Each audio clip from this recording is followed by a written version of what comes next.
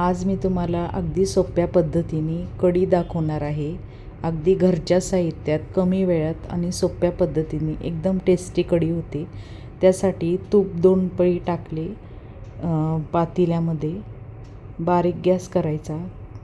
मग जिरे, मोहरी, हिंग, कढीपत्ता, मिरची, लसूण ठेचून घालायचा आणि लवंग घालायची जर तुम्हाला आवडत असेल तर. आणि दह्यामध्ये 2 चमचे बेसन घालायचं, थोडी साखर घालायची, थोडं पाणी घालून दही फेटून घ्यायचं. मग हळद टाकायची. व्हिडिओमध्ये दाखवल्याप्रमाणे तुम्ही अशी कढी करून बघा, खूप टेस्टी होते. तुम्हाला जर साखर आवडत नसेल तर तुम्ही गुळही घालू शकता.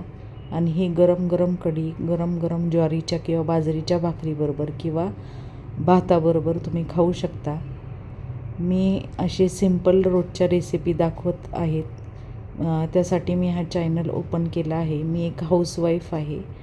माझ्या चॅनलला सपोर्ट करा. पण माझी अशी साधी सोपी पद्धत आहे जी मी दाखवण्याचा प्रयत्न केला आहे. प्लीज कोणी वाईट कमेंट करू नका.